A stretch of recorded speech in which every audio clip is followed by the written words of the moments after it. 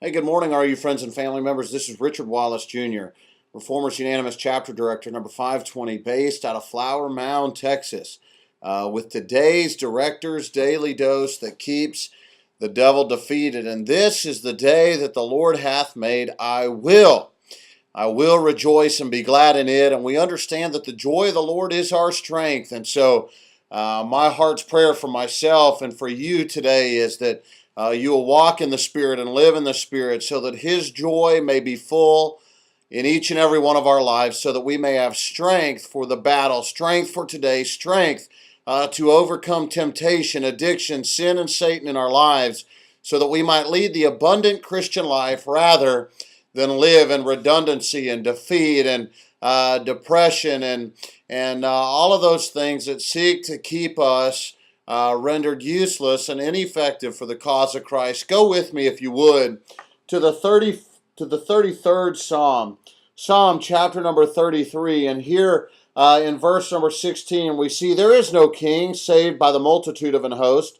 A mighty man is not delivered by much strength, and horse is a vain thing for safety, neither shall he deliver any by his great strength. Behold, the eye of the Lord is upon them that fear him, upon them that hope in his mercy, to deliver their soul from death and to keep them alive in famine. Our soul waiteth for the Lord; He is our help and our shield. For our heart shall rejoice in Him, because we have trusted in His holy name.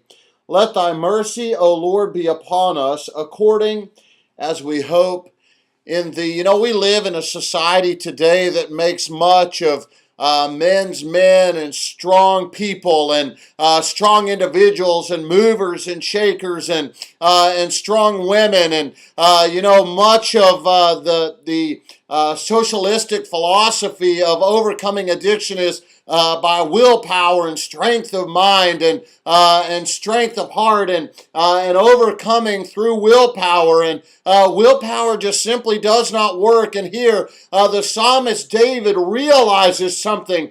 He realizes that it's not by the might of men. It's not by strength in numbers. You cannot surround yourself or associate yourself with enough people to overcome the temptation that Satan will eventually bring into your life. He understands that it's not in the might of armies. He understands that it's not in the strength of the horse. And back in that day, the cavalry the horses would have been girded about with armor, and they would have been strength and presented strength in battle. And David realizes, hey, there's nothing that I can do. There's not enough people that I can associate with. There's not enough power that I can hold. Yea, even the power of a king. But he says, hey, strength is in the mercy. Strength is in the fear. Strength is in the grace. Strength is in the power. Strength is in the might